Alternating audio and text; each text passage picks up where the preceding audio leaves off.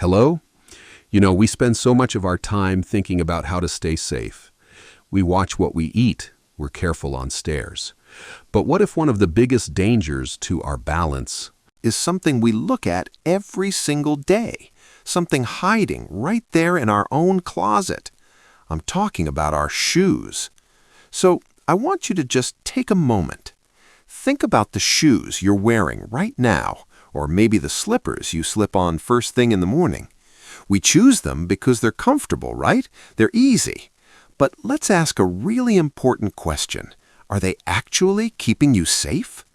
Well, here's the surprising truth, and it's something we really need to talk about.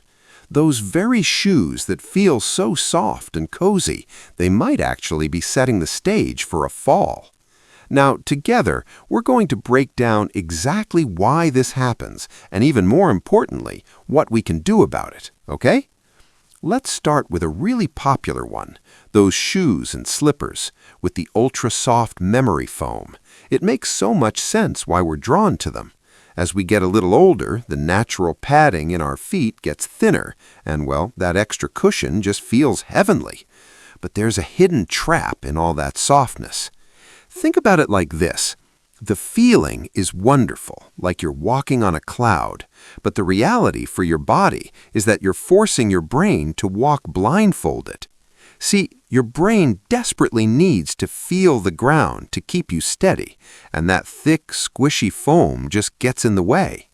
Now, to really get this, we need to touch on a word that sounds a bit complicated, but the idea is actually very simple. It's called proprioception. Just think of the bottom of your feet as having a built-in radar system. It's incredible, really. Thousands of nerves are constantly sending little messages up to your brain about the texture of the ground, its angle, all to help you stay balanced. So, can you see what happens next? When we put that thick, mushy layer of foam between our foot's radar system and the ground, we're blocking the signal. The messages get muffled. Your brain doesn't get the clear information it needs to keep you upright. So instead of making you safer, those soft shoes are actually making you more unstable. Let's move on to our second problem shoe, and this one is everywhere, the completely flat slipper. So many of us live in these around the house. The one place on Earth we're supposed to feel the safest. But these slippers can start a negative chain reaction that goes all the way up the body. Here's how it works. When you wear a shoe with no support, your foot naturally collapses inward. That then causes your knee to twist slightly. That twist then tilts your hips out of place. And where does that all end up? It pulls your lower spine out of its natural healthy alignment. It's amazing to think that nagging lower back pain could actually be starting all the way down in your slippers. That's not all. There's another problem. Because these shoes are often loose, we change the way we walk to keep them on. We start to shuffle, or we might even curl our toes to grip them. That shuffling walk is so dangerous because it makes it incredibly easy to catch your toe on the edge of a rug or a small threshold and take a really nasty tumble. The third shoe we need to look out for is one that for years many of us thought was the sensible choice, the heavy, clunky sneaker. The thinking used to be that heavier meant more stable, but we now understand that for our bodies, especially as we age, heavy is a hidden enemy. So the promise of these shoes was always more stability, but the reality? It's like strapping on a pair of ankle weights and wearing them all day long. Every single step requires so much more work from your leg muscles. As we get older, our leg muscles just naturally don't have the same stamina they used to. So when you force them to lift a heavy shoe, step after step, they get tired. And what happens when a muscle gets tired? It doesn't perform as well.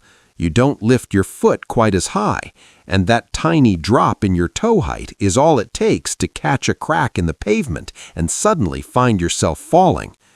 Now, I know that all might sound a little bit worrying, but please don't be alarmed, because the best part of this whole story is that there is a wonderfully simple solution.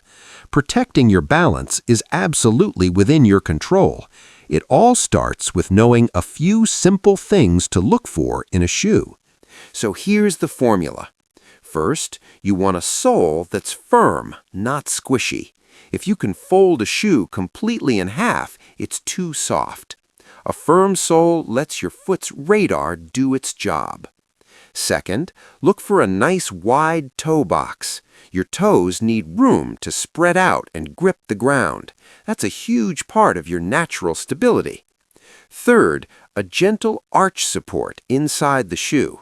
That's what keeps your whole body in alignment, from your feet all the way to your spine.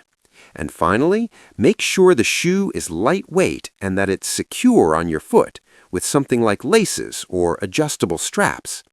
You see, this is about so much more than just a pair of shoes. It's really about building a solid foundation, a foundation for your freedom, for your confidence, for your ability to move through your life safely and without having to worry. I want you to remember this simple idea. Your independence truly starts from the ground up. The small choice you make about what to put on your feet every morning has a huge impact on your ability to live the active, joyful life that you absolutely deserve. So choosing the right shoe is a powerful act. It's not just about preventing a fall.